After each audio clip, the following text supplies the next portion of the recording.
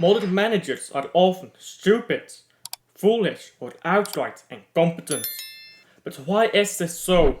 Certainly, football clubs seek to hire the brightest of minds. Well, for that, allow me to take you on a journey of a manager's career. You retired from football 2 years ago. Your career was moderately successful, but you feel incomplete. You go get your badges, and before you know it, you are the manager of Hamburg. In only 2 years, you promoted the club back to the Bundesliga. You remain for 2 more years, keeping Hamburg afloat. Then you move to Napoli.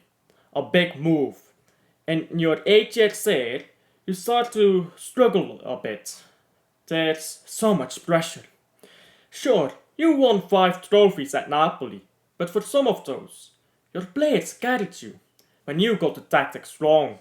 But that's football, right? And good news for you, you just got a big move to Manchester United. The club was recently in shambles, but while you were at Napoli, United became successful again. However, now the manager who brought the success in is gone. Now you have to keep it going. This can end in only two ways.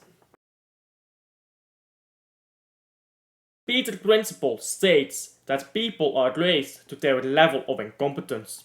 For example, you are a good employee at Starbucks, so you are promoted to manager. Again, you do great, so you are promoted to regional manager. But you aren't good enough for that, so you aren't promoted again. Strangely, however, you aren't demoted either. You stay there as regional manager, and you have reached your level of incompetence. So how does this translate to football? Let's take Erik ten Hag as an example. Ten Hag started his managerial career at Bayern B, where he did a great job. So he got the job at Ajax for this work. At Ajax, he absolutely excelled as a manager. So then, he went to Manchester United, a troubled football club to say the least, with great expectations and tremendous pressure. All in all, Ten Hag's results have been mixed, certainly not devoid of trophies, but also full of humiliation. Has Ten Hag reached his level of incompetence? And more importantly, what is the difference between being an Ajax manager and a United manager that makes it so much more difficult?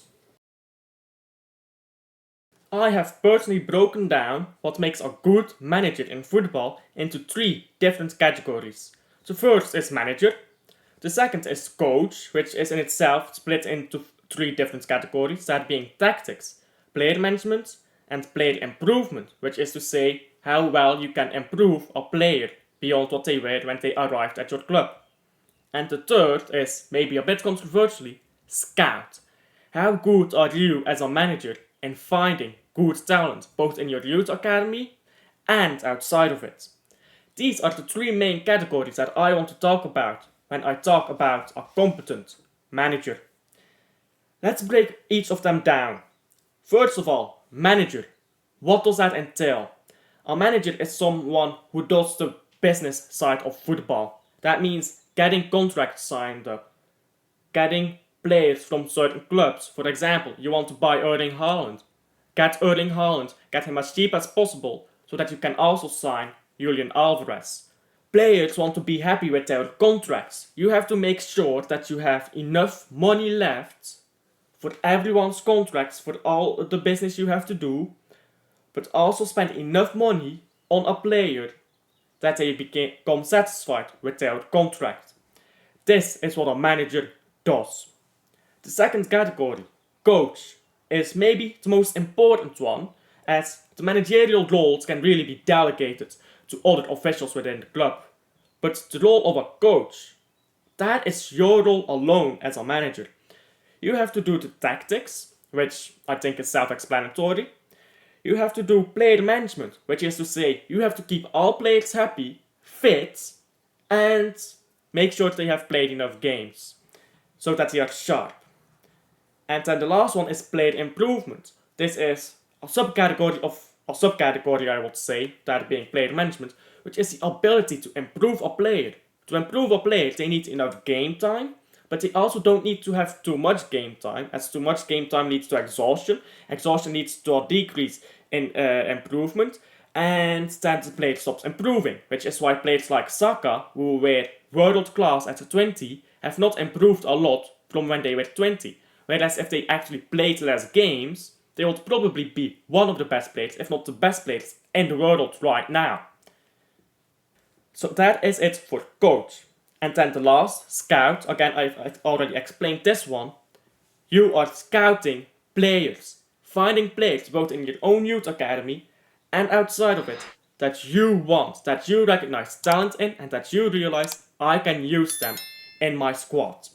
And to take an example of this, I want to take Pep Guardiola.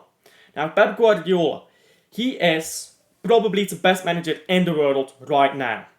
As a scout, he is terrific. His eye for talent is unbelievable. He saw something in Busquets where no one else saw something in Busquets. He saw something in Rodri when Rodri was considered mediocre at Atletico Madrid. He saw something in Kevin De Bruyne when Kevin De Bruyne was a flop according to most Premier League managers. He has terrific eye for talent. So for Pep Guardiola, I would give him a 10 out of 10 as a scouting manager. Now, Pep Guardiola is also known to improve players. Pep Guardiola is known for improving his players. It's as simple as that. He improved Busquets, one can argue. Many argue he improved Lionel Messi. And he certainly improved the likes of De Bruyne, Rodri, Foden, and many other players that he has had under his wing. So I would personally give Pep Guardiola a 9 out of 10 for player improvement. Player management is also something important.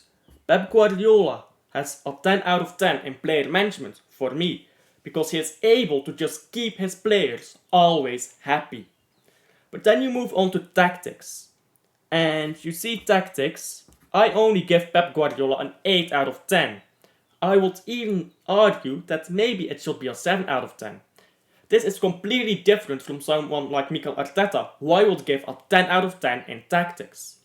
But the difference between Mikel Arteta and Pep Guardiola is, Pep Guardiola is able to build a squad where it doesn't matter that he is outperformed tactically all the time, which by the way, he is.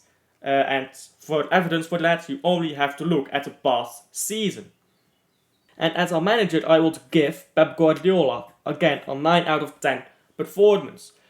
So while Pep Guardiola is the weakest in tactics, while tactics is Pep Guardiola's weakest side, although he is still great at them, he is so good at everything else in football that it doesn't matter that he underperforms tactically to managers like Mikel Arteta and Jurgen Klopp, who have had the battle of him.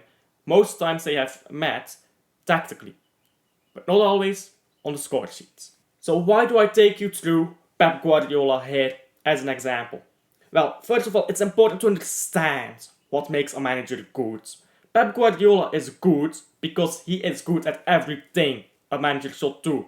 He is good enough as a tactician. When his tactics were new, I would have given him a 10 out of 10. But now people have gotten used to these tactics. So I feel he has dropped. That doesn't matter because he is so good at finding good players, he is so good at improving players, he's so good at managing his players, and he's so good at actually getting the players he wants, which is again the manager category, at getting the players he wants, that it doesn't matter if Mikel Arteta is maybe a better tactician than him.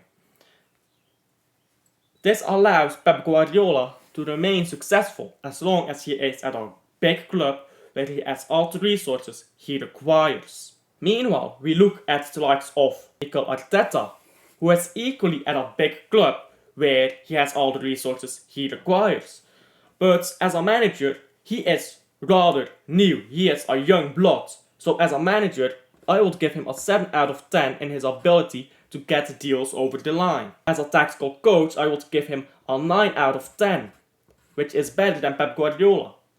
But Mikel Arteta's player management, his ability to improve players, And most importantly, his scouting ability, in other words, his ability to find talented players that nobody else considers talented, are all so much below Pep Guardiola that Pep Guardiola gets the upper hand against Mikel Arteta in the end.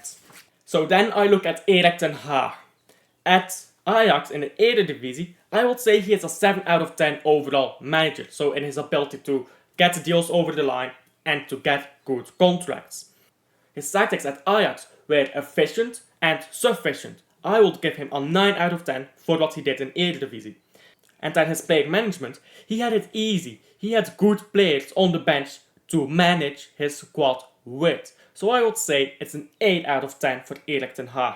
He had it easy, but he still did a good job of it. Then player improvement. Not something he necessarily had to do at Ajax. So to be fair to him, it's not a skill he required. I will still give him a 7 out of 10. And then we come on to his scouting ability. His ability to find talented players both in youth academy and in other teams and clubs. How good is he at this? In my opinion, this is Erik ten Hag's weakest trait. I would give him a 5 out of 10. But this is fine at Ajax, which has a scouting network that is so far clear of the rest of Eredivisie. But what about when you come to Manchester United? Well, suddenly at Manchester United, the scouting network might be better than Ajax, but relative to the rest of the league, it's maybe better than most, but certainly not clear at the top. Certainly Manchester City, Arsenal and Liverpool all have better scouting networks. So now, the inability to properly scout talented players becomes a problem for Erik ten Hag. The ability to improve players, which was already lacking, is now more required as he joins a club which isn't already full of the best players in the league. His player management, where he previously had it easy to manage and rotate players, now he is in a difficult spot where he has to rotate his players effectively while maybe not having talented players to win a league with in just his starting 11. And then finally we go on to the tactics.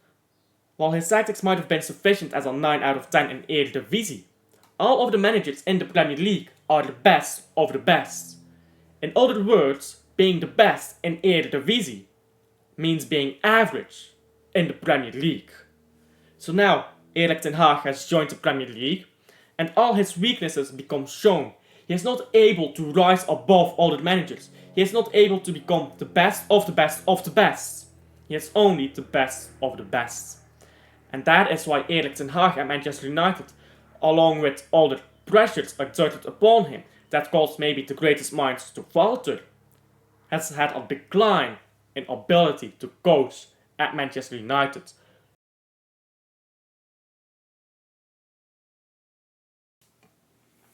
Even managers like Pep Guardiola have had their slip-ups, again due to the previously mentioned pressure exerted onto managers. Pep Guardiola panicked before the Champions League final, which caused him to lose the final against Chelsea. Pep Guardiola was overconfident going into the FA Cup final against Manchester United, allowing players to go out clubbing up until 6 AM, when only 3 days later they would have to play the final. He didn't think about the tactics very much, and clearly the players had a lax attitude. There was a lack of discipline, even among the most disciplined managers. Arrogance had gotten the best of Pep Guardiola, whereas before, panic and angst had gotten the best of him. And he is to many the greatest manager in the world. So if it can happen to even the greatest, then are we surprised that it can happen to other managers too? Maybe we shouldn't be. And that is where my conclusion starts. It is easy to criticize others when we don't actually know how difficult the tasks they are doing are. It is easy to say Erik ten Hag is incompetent. Well, maybe it is not that he is an incompetent manager, but that the organisation at the club is just wrong.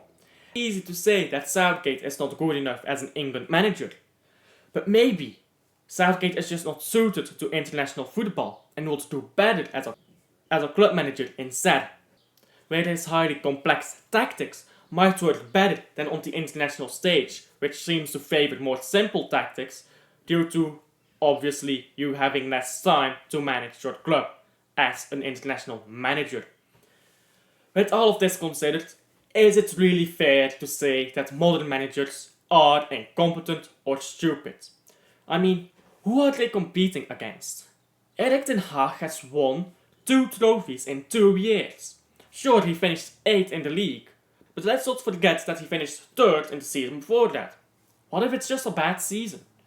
Everyone has had a bad season. What if it is not that Erik ten Hag is incompetent, but rather he is not being given the tools he requires to win at a club? One could argue that great managers will always win at clubs, but that is obviously not true. Ancelotti did not win trophies at Everton, and in my opinion, he is one of the best managers in the world. Maybe it is not always the manager's fault, but at the same time that does not mean we can justify when a manager fails. At the end of the day, there will always be managers who are not good enough for the job that they are currently in. There will always be people who reach their threshold of incompetence. That doesn't mean that we should point a finger and be too trigger happy to say that our manager has failed just yet. But maybe we should take a more nuanced approach, criticizing those who have done poorly and praising those who have done well, but only once we have given them a chance to excel in the first place. That is the end of this video. Again, it is a very different video from the normal content I make, and wow, this has taken me a long time to make. The time that I have actually recorded is actually insignificant to how much time I spent editing this. I thought I could finish this in a day, but this is recorded after I finished editing, by the way. This will just be added on to the back. I wanted to finish this video on Monday. Today it is, let me check. It is Friday. And that is because I had to edit so much and I am not good at editing. So maybe a more skilled editor could have finished this sooner. And I was also admittedly in the middle of my exam, so I wasn't permanently working on it either. But thank you guys so much for sticking through to the end. And go check out my Euros watch-alongs, by the way, if you are interested in that. Covering the entirety of the Euros through watch-along. So yeah, if you're interested in that, go check that out. But yeah, thank you for sticking around to the end. I'll see you guys in the next one, and bye bye.